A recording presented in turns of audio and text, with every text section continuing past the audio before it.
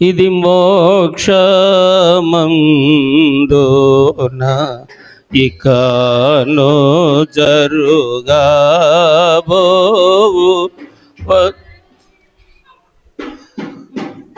వధువు సంగవైవాహిక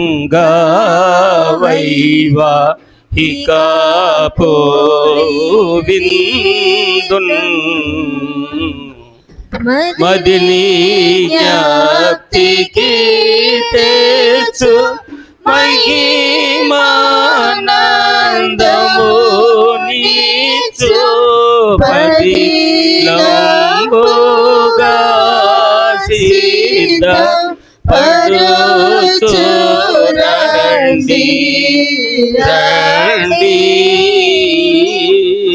ప్రభు సంస్కారపు విందు ప్రభు సంస్కారపు విందు పరుగెత్తుకొని రండి ప్రభువే మన విందు ప్రభువు జతకిదే సందు పాపవ్యాధికి మందు సబలన్నిటి యందు సంతృష్టి పెంపొందు ప్రభు సంస్కారపు విందు ప్రభు సంస్కారపు విందు పరుగెత్తుకొని రండి ప్రభువే మన విందు. చాలు పిల్లారా, ఈ 3వ మాస ఆరంభ దినమునే శ్రమించుచున్న క్రీస్తు వారి యొక్క శిలువను ఎత్తుకొని ఆయన ఇచ్చు శిలువ వృక్ష ఫలము అనగా జీవ ఫలమును భుజించుటకు ఆయన సన్నిధిలో సమీపించిన వారలారా, ఆరాధన వలన కలగవలసిన ఆత్మీయ జీవనంతో పాటు శిలువ వృక్ష ఫలములు భుజించుట వలన మోక్ష ప్రవేశం గావించగలిగిన దీవెన పరమ తండ్రి మనకెల్లరికూ దయచేయునుగాక. ప్రియులారా, ఈ దినము భోజనాచారముల్లో కొన్ని సంగతులు మనం వేద పటములో నుండి అనగా పూర్వకాలం నుండి దేవుడు జరిగించినటువంటి కార్యములను మనం చూస్తూ వస్తూ ఉన్నాం. ఈ 2 రాజుల సమూయేలు గ్రంథములో ప్రియులారా, మెఫీబోషెతు అనేటువంటి చిన్నవాడిని గురించిన సంగతి దేవుడు జీవగ్రంథంలో రాయించారు. మెఫీబోషెతు యోనాతాను కుమారుడు. యోనాతాను ఇశ్రాయేలు రాజైన సౌలు కుమారుడు. దావీదు సౌలుకి బలము. సౌలు రాజ్యానికి దావీదు బలము. సౌలు కుమారుడైనటువంటి యోనాతాన్ కంటే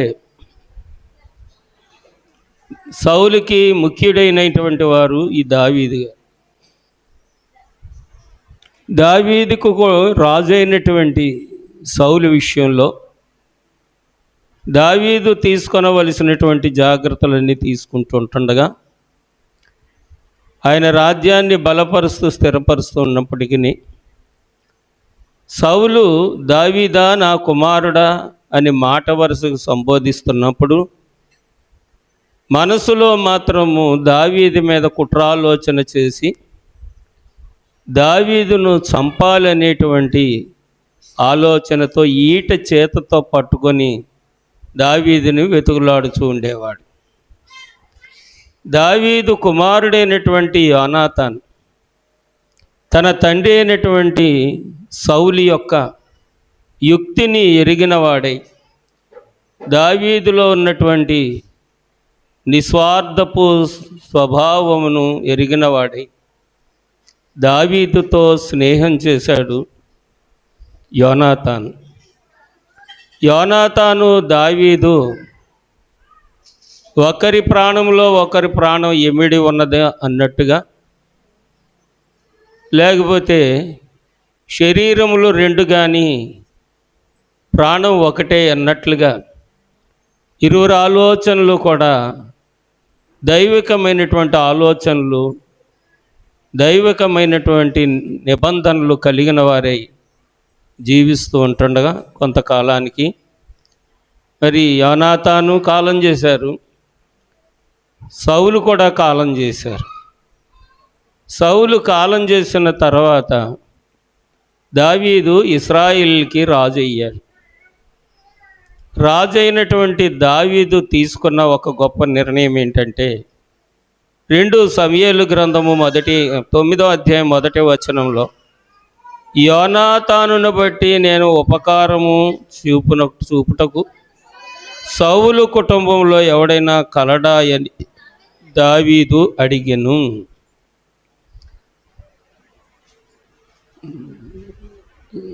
సౌలు కుటుంబంలో ఎవరైనా మిగిలి ఉంటే సౌలు కుమారుడైనటువంటి యోనాతాను నాతో కలిగి ఉన్నటువంటి మంచి స్నేహ స్వభావమును బట్టి, ఒక్క మనసు కలిగి ఇరువురు జీవించుటను బట్టి, సౌలు కుటుంబంలో ఎవరైనా మిగిలి ఉన్నట్లయితే చూడండి, వారి ఎడల మనము ఉపకారము చేయవలసిన వారమై ఉన్నామని దావీదు రాజు తన సైనికులను పంపించగా, పిల్లారా ఇదిగో ఈ మెఫీబోషెతు కనబడతాడు. 6వ వచనం, సౌలు కుమారుడైన యోనాతానుకు పుట్టిన మెఫీబోషెతు దావీదునకు వచ్చి సాగిలపడి నమస్కారం చేయగా, దావీదు మెఫీబోషెతు అని అతన్ని పిలిచినప్పుడు అతడు చిత్తము, నీ దాసుడైన నేనున్నాను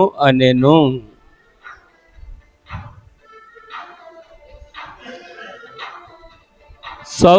దావీదు మెఫీబోషెతును చూసి మెఫీబోషెతు అని పిలవగానే, మెఫీబోషెతు చిత్తము, నీ దాసుడను నేను మిగిలే ఉన్నాను అని దావీదు ఎదుట సాగిలపడ్డాడు మెఫీబోషెతు.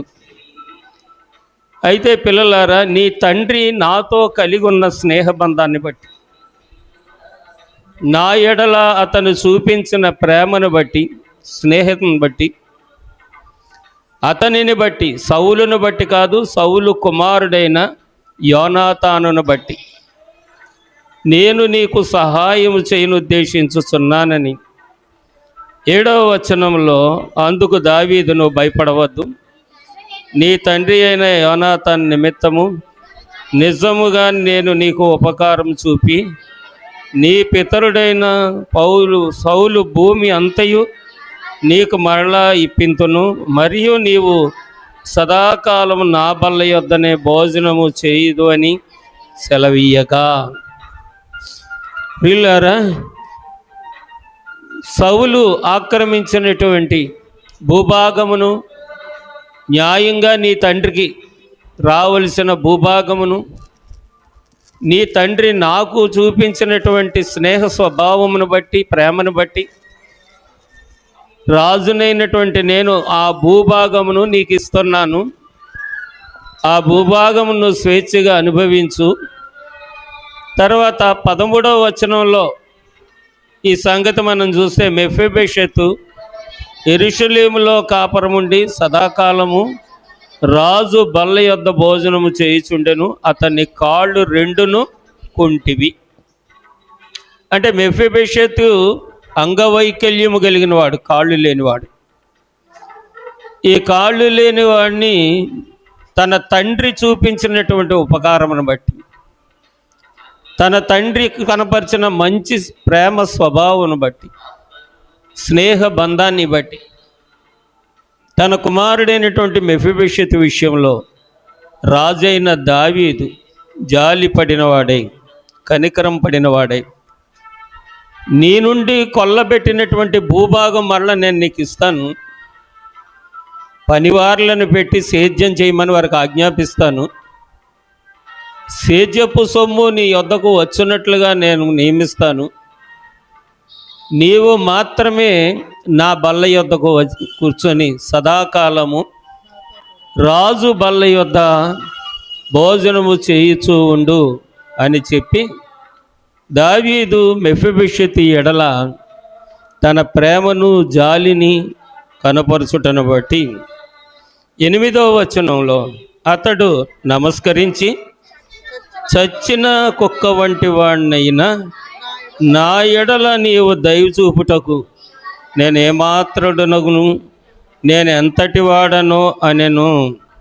కాబట్టి 8వ వచనంలో ఈ మెఫీబోషెతు అంటున్నాడు, నమస్కరించి చచ్చిన కుక్క వంటి వాడినైనా నా ఎడల నీవు దయ చూపుటకు నీ దాసుండగు నేను ఎంతటి వాడను అని తన కృతజ్ఞతను వెళ్ళబుచ్చినట్లుగా. పిల్లరా, మరి కుంటివాడే అయినా అవిటివాడే అయినా అందరూ ఉన్న ఏమీ లేనివాడే అయినా జీవిస్తున్న జీవనం సాగించుకోవడానికి శక్తి లేనివాడైనా ఈ మెఫీబోషెతు ఎడల దేవుని వలన అభిషేకింపబడినటువంటి దావీదు హృదయము స్పందించడానికి గల కారణము ఈ మెఫీబోషెతు అయిన తండ్రి అయినటువంటి యోనాతాను రాజు అయినటువంటి దావీదుతో కలిసి చేసినటువంటి సహవాసము, ప్రేమ బట్టి ఈ మెఫీబోషెతు అనబడేటువంటి అవిటివానికి పరలోకపు దేవుడు దావీదు హృదయంలో చోటును కలిగించి జీవితకాలం పోషించుటకు ఒక నిర్ణయం చేశాడు. తల్లికైనను మరి తండ్రికైనా యన్నా దమోలకై నాలేదే, తల్లికైనా మరి తండ్రికైనా యన్నా దమోలకై నాలేదే,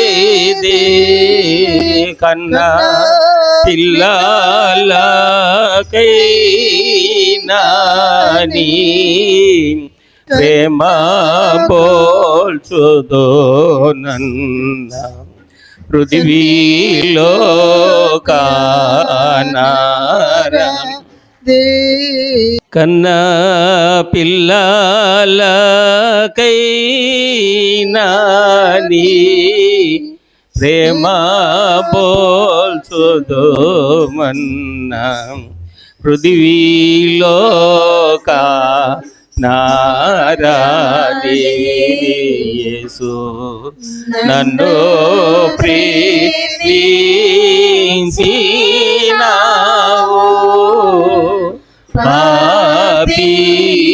పాపినైనా నన్ను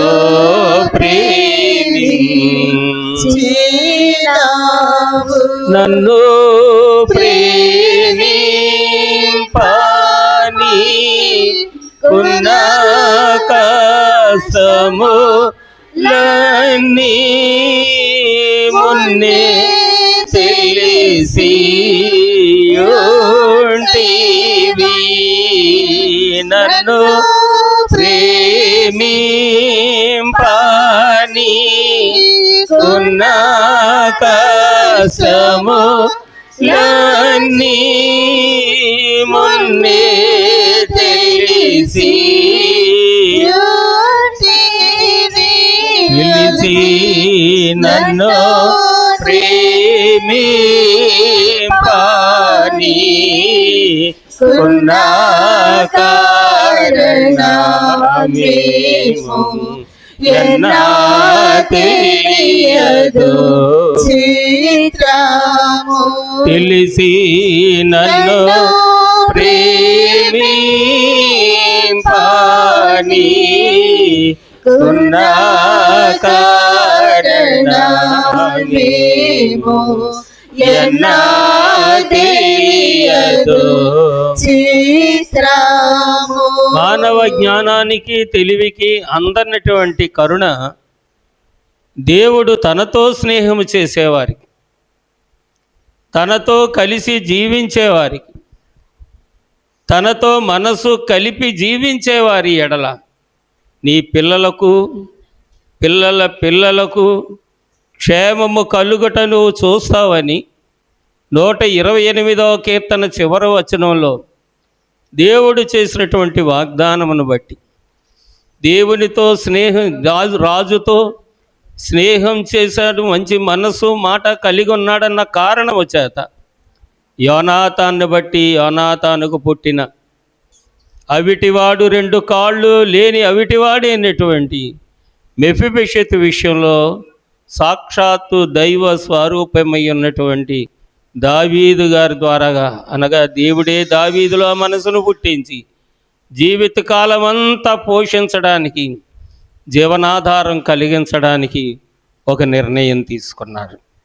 అలాగే ప్రియులారా, మనం దేవునితో సహవాసము చేస్తున్నామంటే ఈ జీవితకాలం మట్టికి కాదు, కానీ ఆ పిల్లల కొరకైనటువంటి వారి క్షేమము కొరకైనటువంటి దైవ సహవాసము కలిగి ఉన్న ఎడల ఈ దినము మనం శ్రమపడుతూ ఉండొచ్చు, ఈ దినము మనం కన్నీరు కారుస్తూ ఉండొచ్చు. ఇవాళ మన కన్నీరు రేపు వద్దున దేవుడు మన పిల్లల నోటి నిండా నవ్వుగా మార్చివేసే తండ్రి. దేవునికి స్తోత్రం. ఇది నా అనుభవం కూడా ఇదే. కాబట్టి ఇదే అనుభవము అందరము కలిగి ఉండాలని ఈ సందేశాన్ని మీకు తెలియచేస్తూ, ప్రభువునందు మీ ప్రయాసము వ్యర్థము కాదు అని ఎరిగి స్థిరులను కదలని వారును ప్రభువు కార్యాభివృద్ధికి ఎప్పటికీ ఆసక్తులై ఉండండి పరిశుద్ధ పౌలు గారు కొరింథీ సంఘస్థులకు పట్టణస్థులకు 15వ అధ్యాయము 58వ వచనం, 1 కొరింథీ పత్రిక 15వ అధ్యాయము 58వ వచనంలో చెప్పినట్లుగా మీ ప్రయాసము వ్యర్థం కాదు. దేవుడు దాన్ని ఎన్నికలోనికి తెస్తాడు. సమయము కాలము వచ్చినప్పుడు వారిని సరిచేస్తాడు.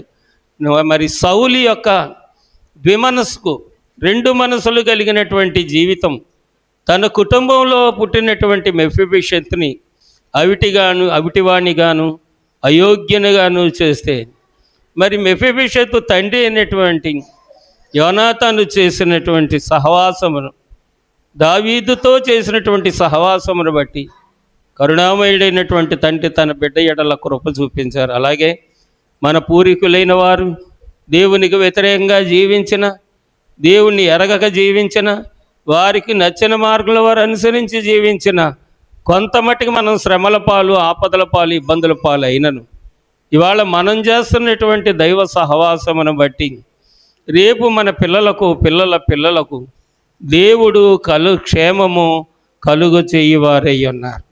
మత్తయి సువార్త పాఠంలోకి వచ్చిన తర్వాత మరొక భోజనం సంగతి, అక్కడ దావీదు బల్ల యొద్ద భోజనం చేసిన మెఫీబోషెతు ఎడల కృప చూపించినటువంటి దేవుడు ఇక్కడ కుమారుని రూపంలో తన వెంబడించినటువంటి శిష్యుల ఎడల కృప చూపిస్తూ, వారు భోజనము చేయుచుండగా యేసు ఒక రొట్టె పట్టుకొని దాన్ని ఆశీర్వదించి విరిచి తన శిష్యులకి ఇచ్చి, మీరు దీన్ని తీసుకొని తినుడి, ఇది నా శరీరం అని చెప్పాను.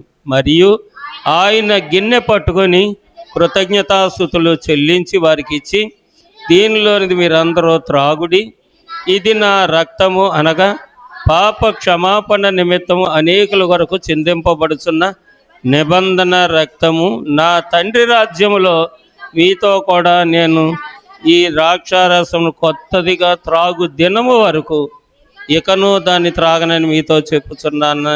అంతట వారు కీర్తన పాడి ఒలివ కొండకు వెళ్ళిరి. నా హృదయంబు లోనికి నా ప్రభువరమయ్యా,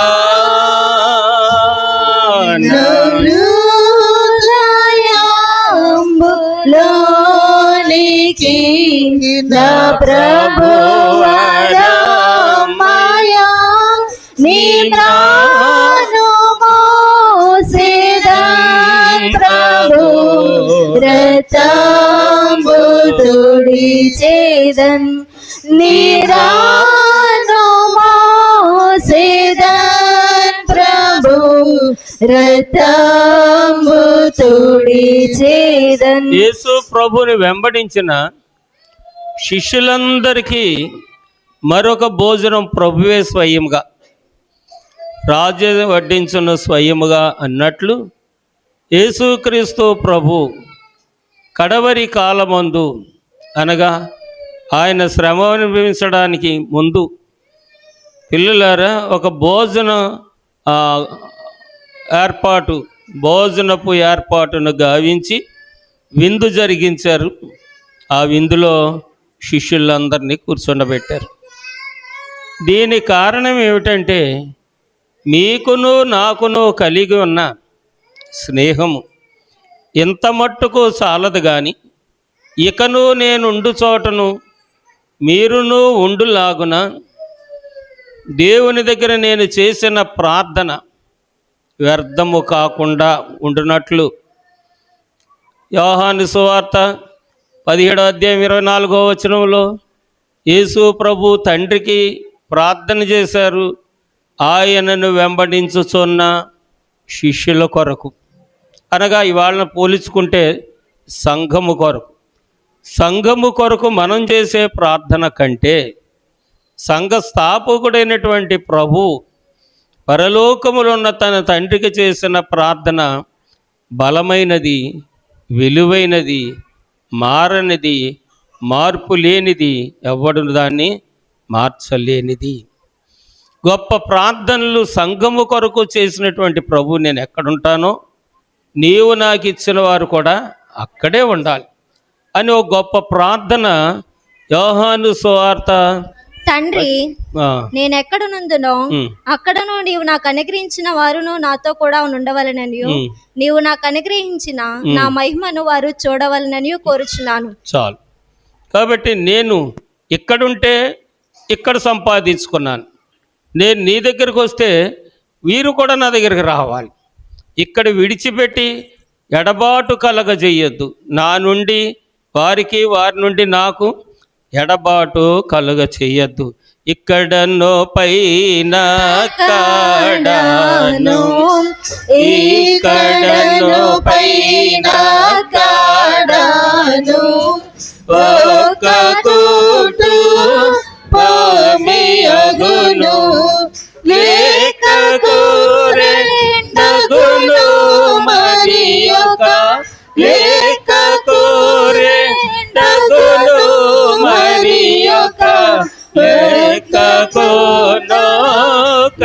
నొకటియగును ఒకటి సంఘమగును, ఒకటి మందయగును, వధువు సంగము వరుణి కొరకు ఎదురు చూచుచున్నది.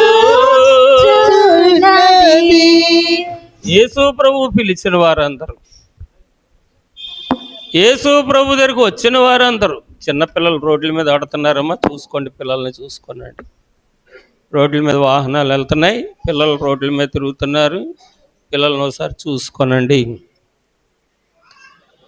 పిల్లరా, మరి ప్రభువును ప్రేమించి తన దగ్గర చేర తీసుకున్న వారిని దిక్కు లేనట్టుగా నేను మిమ్మల్ని దిగనాడిపోను అని యోహాను సువార్త 13 చెప్పినట్లుగా దేవుడు ఎవరిని వదిలేడు, ఎవరిని విడిచిపెట్టడు. మరి మనం ఏమైపోతామంటే మనం విడిచిపెడతాం శరీరాన్ని. చెప్పండి, శరీరాన్ని విడిచిపెడతాం. ఇది చాలా భారముతో కూడింది. ఈ భారం మొయ్యలేకే, శరీర భారం మొయ్యలేకే పడరాని అగచాట్లు పడుతుంది దేవుని స్వరూపమైన మానవ జీవితం. వింటున్నారా? అటు ఇటు చూస్తున్నారా? అర్థమవుతుందా అమ్మా? వ్యర్థం కానొకండి, అర్థం చేసుకునే ప్రయత్నం చేయండి. దేవుడు తన స్వరూప్యమందు చేసుకున్నటువంటి మానవ జీవితం బహు ప్రయాసల పాలై ఆకాశ పక్షులు చూడమంటారు ఆయన ఒక చోట మత్తయి సువార్త 6వ అధ్యాయంలో. చక్కగా ఏ చెట్టు మీద కావాలంటే చెట్టు మీద చక్కగా ఎగిరిపోద్ది. ఏ నీడలో ఉండాలనుకుంటే ఆ నీడలో ఉంటుంది. ఎక్కడ ఏం తినాలనుకుంటే అక్కడికి పోయి తింటుంది. కానీ దేవుని స్వరూపానికి అదృష్టం లేదు. కారణము ఈ శరీర భారం, ఈ శరీర ఆయాసం. ఇది శాశ్వతంగా ఉంటుందా? ఈ శాశ్వతం కాదని మనము కూడా ఎరుగుదాం. దేవుడికి తెలుసు, మనకు కూడా ఎరుగుదాం. ఎరిగి కూడా దీని మీదే మన జీవితం అంతా ఈ దేహంతోనే ఉన్నది అన్నట్టుగా లోపల ఈ దేహానికి, ఈ శరీరానికి బలము, జీవపు మార్గమైనటువంటి ఆత్మ మీద మనసు పెట్టం, కానీ శరీరం మీద మనసు పెడతాం. అయితే ప్రభువుని వెంబడించిన వారు అందరి శరీరముల మీద కాదు, కానీ వారి ఆత్మ మీదే ప్రభువు మనసు పెట్టి, నేను ఇక్కడ ఎలాగ ఉండకుండా కొన్నాళ్ళకి నీ దగ్గరకు వచ్చేస్తానో అలాగే నీవు నాకు ఇచ్చిన వారు కూడా ఇక్కడ ఈ శరీరాన్ని విడిచాక దిక్కులేని వారు కాకుండా ఉండు నిమిత్తం నా దగ్గర ఉండుట కొరకు వారిని సెలవి తండ్రి అని చెప్పి తండ్రి సన్నిధిలో ప్రార్థన చేసినటువంటి ప్రభువు వీరి సహవాసంలో, అనగా వాళ్ళ సంస్కారానికి మనం ఎలాగ కూడి వచ్చామో అలాగే ప్రభు పిలువగా వచ్చిన వారికి అందరికీ ఈ విందు కార్యక్రమాన్ని జరిగించారు. పిల్లలారా, మరి పూర్వ పితరుల యొక్క అనుభవాలను బట్టి ఇక్కడ రాయబడిన 30వ కీర్తన, అంతటా వారు కీర్తన పాడి ఒలీవ కొండకు వెళ్ళిరి అంటే యూదులు సబ్బాతు దినమందు ప్రత్యేకంగా కొన్ని కీర్తనలు పాడేవారట. సబ్బాత్ అనగా ఈ సంస్కారపు దినమందు ఆ కీర్తనల్లో ఉన్నటువంటి భావాన్ని వారు జ్ఞాపకం చేసుకుంటూ వారి హృదయాలను పిండుకుంటూ కృతజ్ఞతతో దుఃఖిస్తూ కన్నీరు కారుస్తూ పాపములను ఒప్పుకుంటూ ఆ బలి పశువును, యజ్ఞ పశువును వారు తింటూ ఉండేవారు. కనుక పస్కా పశువుని వారు తింటూ ఉండేవారు.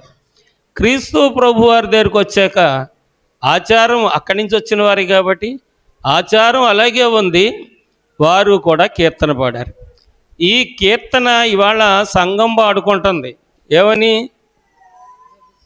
ఇమ్మానుయే ఒట్టుటిదే ఒట్టుటిదే ఒట్టుటిదే ఒట్టుటిదే ఇంపైన ఓట అని పాడుకుంటారు. ఇంపుగా ఉంటే ఎందుకు మానేస్తారమ్మా? ఇంపైన ఓట అయితే ఆ ఓట ఇంపుగా ఉంటే ఎందుకు అనుకూలాన్ని బట్టే పాటిస్తారు? అనుకూలం లేదని ఎందుకు కొన్నిసార్లు మానేస్తారు? దాని ఎందుకు శ్రద్ధ చూపించలేకపోతున్నారు అంటే దావీదు అంటారు, ఆ 51వ కీర్తనలో దావీదు కీర్తన పాడారు.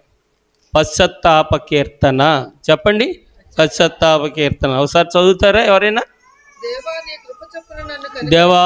నీ కృప చొప్పున నన్ను కరుణింపుము, నన్ను కరుణింపుము. నీ వాత్సల్యం బాహుల్యము చొప్పున, నీ వాత్సల్య బాహుల్యము చొప్పున నా అతిక్రమములను తుడిచివేయుము, నా అతిక్రమములను తుడిచివేయుము. నా దోషము పోవునట్లు, నా దోషము పోవునట్లు నన్ను బాగుగా కడుగుము, నన్ను బాగుగా కడుగుము. నా పాపము పోవునట్లు, నా పాపము పోవునట్లు నన్ను పవిత్రపరచుము, నన్ను పవిత్రపరచుము. నా అతిక్రమము నాకు తెలిసే ఉన్నవి, నా అతిక్రమములు నాకు తెలిసే ఉన్నవి. నా పాపం ఎల్లప్పుడూ నా ఎదుటనున్నది, నా పాపం ఎల్లప్పుడూ నా ఎదుటే ఉన్నది. నీకు కేవలము నీకే విరోధముగా నేను నీకు కేవలము నీకే విరోధముగా నేను పాపం చేసి ఉన్నాను. నీ దృష్టి ఎదుట నేను చెడుతనం చేస్తున్నాను. కావున ఆజ్ఞ ఇచ్చినప్పుడు నీవు నీతిమంతుడుగా అగుపడదువు. తీర్పు తీర్చినప్పుడు నిర్మూలనగా నిర్మూలం కాదు, నిర్మలుడుగా. నిర్మూలం అంటే అంతం చేయడం, నిర్మలం అంటే ప్రశాంతం. కాబట్టి అక్షర దోషం చాలా అవసరం నాన్న. ప్రశాంతంగా నువ్వు కనబడతావు నాయన అని చెప్పి దావీదు ఆ తల్లి గర్భంలోంచి వచ్చినాడు నాకున్న పాపం నన్ను వెంబడిస్తూనే ఉంది. తల్లి గర్భంలోంచి వస్తే పాపం ఏంటంటే అంటే దానికి ఒక కథ ఉంది మళ్ళా. అయితే పిల్లలారా, ఈ దావీదు పశ్చాత్తాపడి పస్కాన్ని భుజించేవాడట. ఇది కొన్ని సంఘాల్లో ఇప్పుడు కూడా కొన్ని సంఘాల్లో సంస్కారపు విందు రోజు విధిగా ఈ 51వ కీర్తన చదివిస్తారు. అనుభవనీయులైతే ఆ కీర్తన మీద కొంతసేపు ధ్యానం చేస్తారు. ధ్యానానుభవంలోకి వచ్చిన వారు మోకాళ్ళ మీద ఉండి కన్నీరు మున్నీరై కుమిలి, నిజమే నీ ఎదుట నేను పాపం చేశాను, నీకు విరోధంగా నేను పాపం చేశాను, నువ్వు ఆజ్ఞ ఇస్తే నేను నశించిపోవలసిందే, నువ్వు నిర్మలమైన వాడివే, నేనే క్రూరునిగా కనబడతాను తండ్రి అని చెప్పి నిజమైన విశ్వాసి అయితే పశ్చాత్తాపడి కన్నీరు మున్నీరయ్యి ప్రభువుని జ్ఞాపకం చేసుకొని అప్పుడు ఆయన శరీర రక్తముల బల్ల దగ్గరకు వస్తారన్నమాట. ఇవాళ సంఘాలకు ఇలాంటి అనుభవాలు లేవు అంటే అసలు ఆశ అంటూ ఉంటే అనుభవం దానంతటినేది వస్తుంది. ఆశే లేకపోతే పిల్లలారా ఆచారంగానే మారిపోద్ది. పిల్లరా లోకంలో మాట చెప్తారు, ఆత్మశుద్ధి లేని ఆచారము అంటారు. ఏ శుద్ధి లేనిది? రెండో మాట ఏదో ఉంది కానీ ఆ మాట ఇప్పుడు నేను ఉచ్చరించట్లేదు. ఆత్మశుద్ధి లేని ఆచారము ఎంతవరకు ప్రయోజనం అంటే ఆ క్షణానికే దాని ప్రభావము, దాన్ని దేవుడు ఎందుకు నియమించాడో, ఎలాగ దీవించాడో, దానిలో ఏ జీవాన్ని, ఏ ఆశీర్వాదాన్ని దేవుడు ఉంచాడో, ఆ ఆశీర్వాదపు జీవము తన పోలికలో ఉన్న వానిలోనికి దిగి వెళ్ళాలని ఉద్దేశించి ఆయన విందు చేశాడో ఆ సంగతులన్నీ అమల్లోనికి రావు. అనుభవం లేకపోతే అనుభవంలోనికి రావు. దైవజనుడు దేవదాసయ్య గారు ప్రతిరోజు వేకువజామున లేచి అంతరంగ సంస్కారం అందుకునేవారట. ప్రతిరోజు అంతరంగ సంస్కారం. మానవా పాప ఫలితము కట్టుబడి. ఒక్క నిమిషం మీరు నేర్చుకుంటారని పాడుతున్నాను.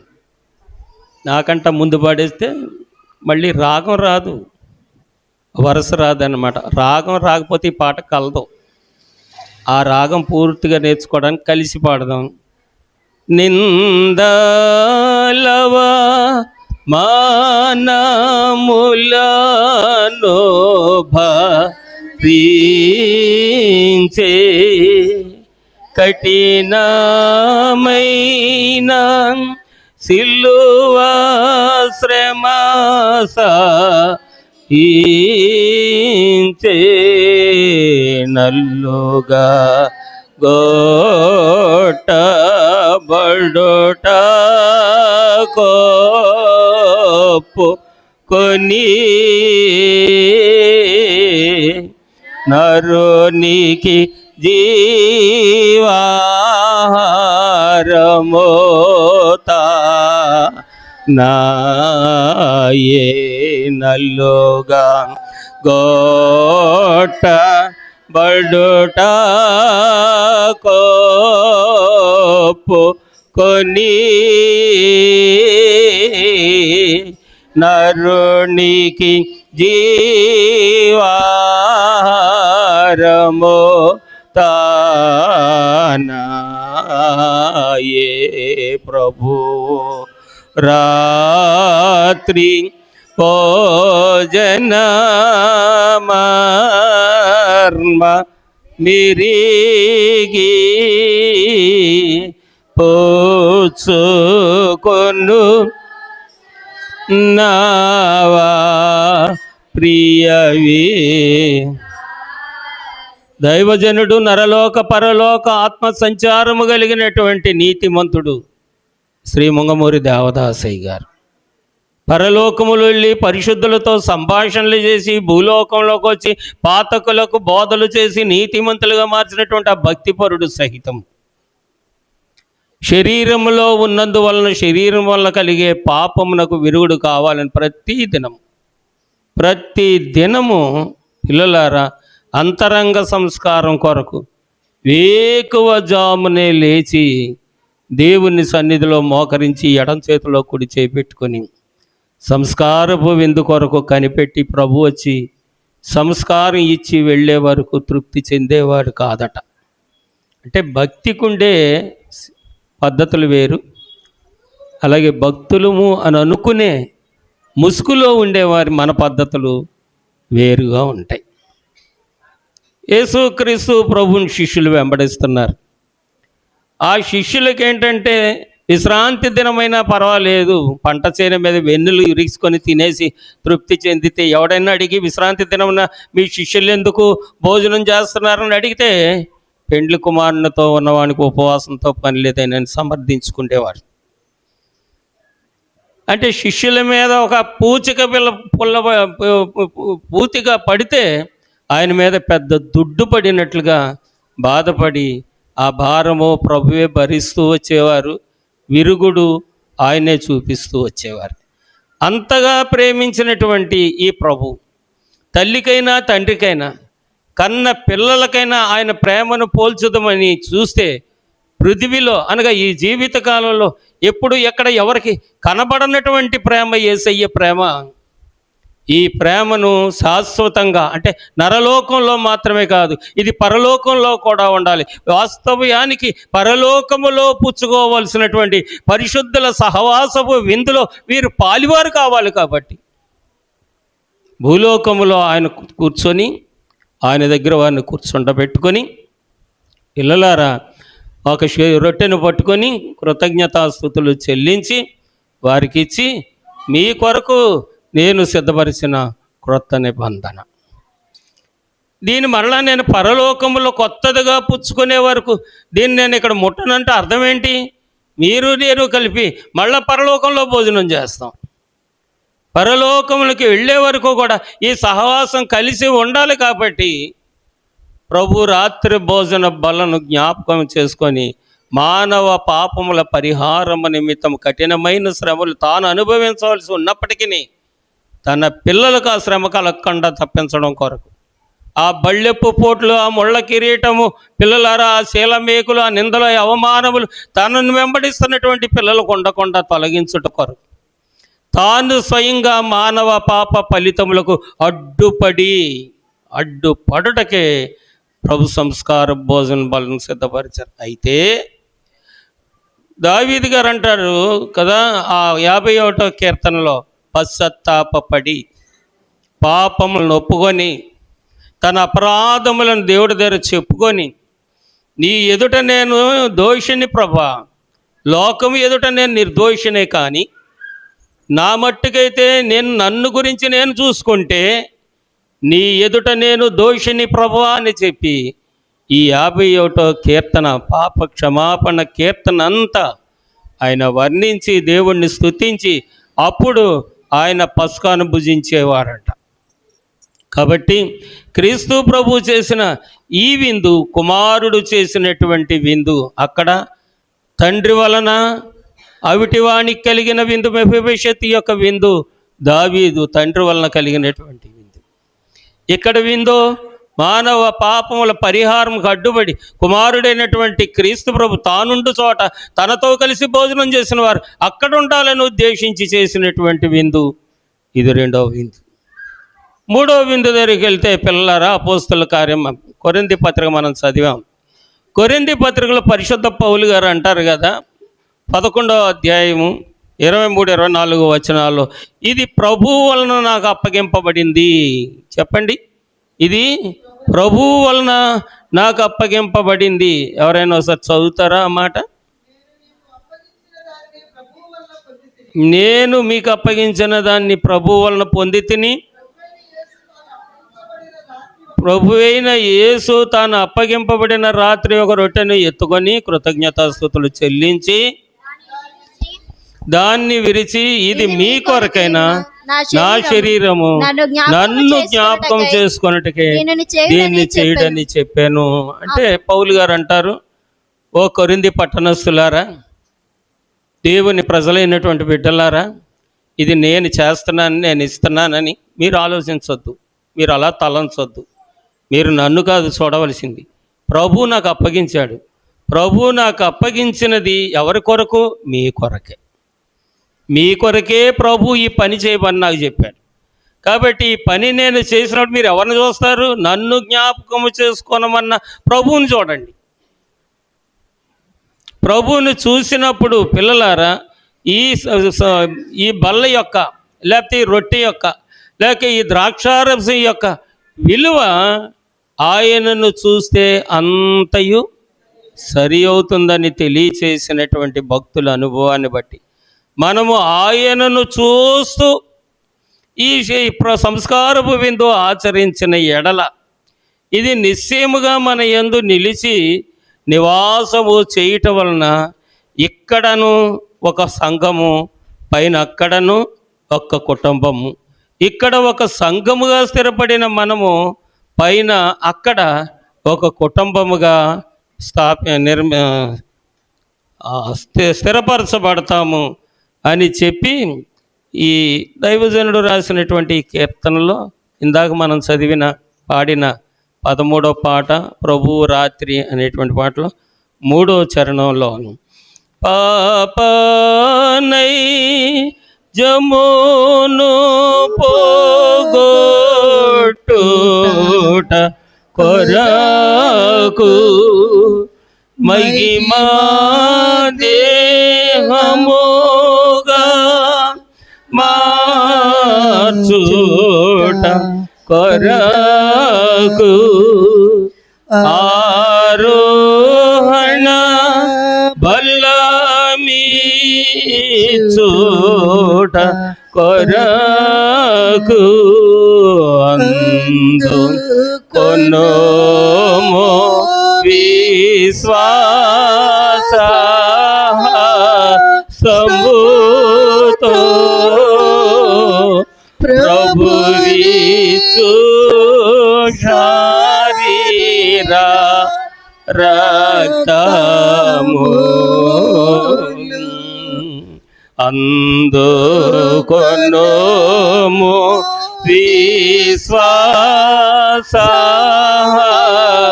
సముతో ప్రభువిచు శరీరా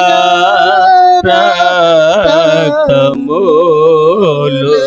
దీనికట పాపనైజము పోగొట్టుకోకూడదు, మహిమ దేహంగా మార్చబడుట కొరకు. పాపనైజము లేదంటే ఇక్కడే ఉంటాం, కానీ మన ఆలోచన ఎక్కడో ఉంటుంది.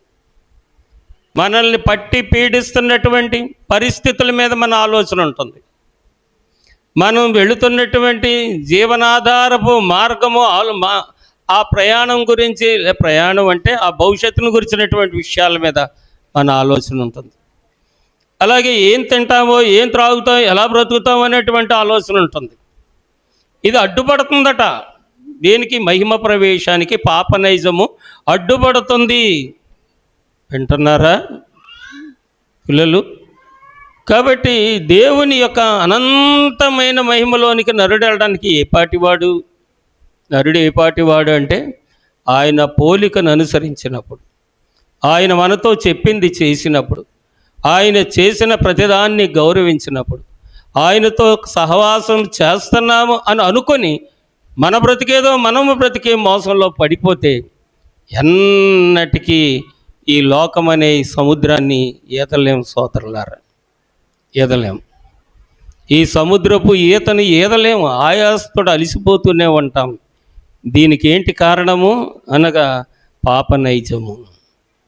చెప్పండి, పాపనైజము. కాబట్టి పాపనైజం పోగొట్టుకున్నట కొరకు, మహిమదేహముగా మార్చబడుట కొరకు, ఆరోహణ బలమును పొందడానికి, ఎగిరి వెళ్ళే బలం పొందడానికి వెళ్తారా? ఎగిరి అసలు ఈ వృత్తాంతం తెలుసా? మనిషి పరలోకానికి ఎగిరెళ్తాడా, నడిచి వెళ్తాడా, పుదుపడి దొరికి వెళ్తాడా? ఎలాగెళ్తాడు? పరలోకం ఎక్కడుంది? దేవుని చిత్తమైతే ఈ శిలువ ధ్యానాల్లోనే పరదేశం గురించిన సంగతులు కూడా ఆత్మదేవుడు ప్రేరేపిస్తే నేను ఎరిగిన సంగతులు తెలియజేస్తాను. అంటే అయ్యా దేవుడు చెప్తారేంటి, మీరు తెలుసున్నది చెప్తారు అనుకుంటారేమో. కాదు, చెప్పాలని చాలా ఉంటాయి, కానీ ఆ సమయానికి దేవుడు ఏది అందిస్తారో అది మాత్రమే చెప్పడం జరుగుతుంది. అభ్యసించిన సంగతులు అయితే చాలా ఉన్నాయి, నేర్చుకున్న సంగతులు చాలా ఉన్నాయి, అనుభవించిన సంగతులు చాలా ఉన్నాయి. ఈ కాలమునకు తగినవి చెప్పి నేను తండ్రి చెప్పారు కాబట్టి ఇక్కడ కూర్చున్న వారిలో ఎవరికి ఏది అవసరమో దేవుడికి తెలుసు, నాకు తెలియదు. ఆ తెలుసున్న దేవుడు కొన్ని సంగతులు ఆ సమయానికి ఆ సేవకుడిని నిలబెట్టి జరిగిస్తాడు. కాబట్టి ఇది ప్రభు వలన పొంది తిని, నా వైపు చూడకండి, నన్ను చూడకండి. దీన్ని పుచ్చుకునేటప్పుడు మీరు ఏం చేస్తారు తెలుసా? ఆయన్ని జ్ఞాపకం, ప్రభువుని జ్ఞాపకం చేసుకోండి. ప్రభువుని ఏమని జ్ఞాపకం చేసుకుంటారు అంటే, అగో 51వ కీర్తన దగ్గరికి వెళ్ళండి. మనకు తోచదు, మనం ఏదో చేస్తాం. ఆ 51వ కీర్తన దగ్గరికి వెళ్ళండి. 51వ కీర్తన అభ్యసించండి. లేదా సంస్కారానికి వచ్చేటప్పుడు ఓసారి 51వ కీర్తన చదువుకోనండి. మీకు అనుకూలమైతే, మీ దేహం మీకు సహకరిస్తే, మీ ఆత్మ మిమ్మల్ని నడిపిస్తే, సంస్కారపు విందు రోజున వేకువజామున లేవండి. ఓ చెంబుడు నీళ్లు మీద పోసుకోనండి. 51వ కీర్తన తీసుకొని మోకరించండి. అంతరంగ సంస్కారం కొరకై ప్రార్థన చేయండి. సిద్ధపాటు ప్రార్థన చేసుకొని దేవుని దగ్గరికి రండి. అప్పుడు దాని విలువ ఎలా ఉంటుందో చూడండి. గాలికి ఎగిరిపోయే పొట్టులాగా కాళ్ళల్లో చెప్పుల్లో కాళ్ళు పెట్టుకొని, ప్రయాణం ఓ పక్కన పెట్టుకొని, ఆదరాబాదరా గడియారం చేతికి కట్టుకొని దేవుడి దగ్గరికి వచ్చి గబగబ ఇచ్చేస్తే బాగుని పారిపోతాను అనుకుంటే అర్థం కాదు, ఎప్పటికీ అర్థం కాదు. మనం ఆచరిస్తాం కానీ దాని విలువ మనల్ని అవరోహణం చేసుకోదు, తనలోనికి ముడుచుకోదు. కాబట్టి పిల్లలారా, మరి దేవుని దగ్గరకు వచ్చానా మనం? దేవుడు తండ్రి అయిన దేవుడు చేసిన విందు మర్మమైందే, ప్రభు అయిన యేసు చేసిన విందు విలువైనది, పరిశుద్ధాత్మ తండ్రి చేసే విందు పిల్లలారా నైజములను మార్చివేసేది, వృత్తి వృత్తాంతములను మార్చివేసేది, మానవాన్ని మంటి ఘటమును మహిమ జీవనంతో నింపివేసేది. కాబట్టి ఇటు విందులోనికి వచ్చిన మనం, లేకపోతే ఈ భోజనం దగ్గరకు వచ్చిన మనం, ఈ సంస్కారపు విందు దగ్గరకు వచ్చిన మనం సరిగా నుండి, అలాగా సరిగా నుండి భోజనమో గైకొనుచునుండ నరకమను రెండవ మరణంబు లేదు, మరికొన్నాళ్ళకు మరణము పరలోకపురమునకు ద్వారమై మరణమని పింపాదు. ఈ సరిగా నుండి సంస్కారము విందు తీసుకునేటప్పటికి తీసుకుంటూ ఉంటే చావు వస్తుంది, అందరికీ వస్తుంది, మరణం అందరికీ లభిస్తుంది. అది చావు అనేటువంటి వేదన ఈ ఆత్మకు కలగనవక పరలోకపుర ద్వారంలో ప్రవేశిస్తున్నానని మహిమానందంతో వెళ్ళిపోతుందట. కట్టి ఇక్కడ విడిచిపెడతావు కానీ నీ యాటిట్యూడ్ అంతా, నీ ఆలోచనలంతా, నీ అనుభవాలన్నీ నీతోటే ఉంటాయి, ఆత్మలో ఉంటాయి. కాబట్టి ఫోను పోద్దు కానీ ఆ సిమ్లో మెమరీ అంతా ఉంటుందా ఉండదా? మెమరీ కార్డులో స్టోరేజ్ అయిపోయి ఉంటుంది, సిమ్ కార్డులో అంతా స్టోరేజ్ అయిపోయి ఉంటాయి, కాంటాక్ట్స్ అన్నీ సిమ్ కార్డులో ఉన్నట్లుగా, మన యొక్క ప్రోగ్రామ్ అంతా మెమరీ కార్డులో ఉన్నట్లుగా. ఫోను పాడైపోయినా, ఫోన్ పగిలిపోయినా, ఏంటంటారు పైన స్క్రీన్ గార్డ్ ఏదో పోయిందంట కదా, స్క్రీన్ డిస్ప్లే పోయినా ఈ మెమొరీస్ అన్ని దానిలో ఎలాగుంటాయో, నీవు ఆచరించే దైవ సహవాసం వలన ఏ ఉద్దేశంతో ఆచరిస్తున్నావు, దేవుడు దానికి ఏ నియమం పెట్టాడు, ఏ నియమం చొప్పున దేవుడు ఆ నియమాలను ఏర్పాటు చేశారు. ఆత్మతో ఉంటాయి, దేహంతో ఉండవు, శరీరంతో ఉండవు. కాబట్టి మరి కొన్నాళ్ళకు వచ్చే మరణము అని అనిపింపక పరలోకపుర ద్వారమునకు ప్రవేశం అని చెప్పి మహదానందంతో వెళ్ళిపోద్దంటే ఈ ఆత్మ దేవుని సన్నిధిలోనికి. కాబట్టి మరి మన కోరిక ఏమై ఉండాలంటే ఎప్పటికైనా సరే ఇక్కడ నీతో సరిగ్గా నాకు సహవాసం కుదరట్లేదయ్యా, నీతో స్థిరంగా ఉండే సహవాసానికే నన్ను సిద్ధపరచు అని ఎవరన్నా అనుకోగలిగితే దేవుడు సిద్ధపరిస్తే వారు తప్పకుండా చేరతారు.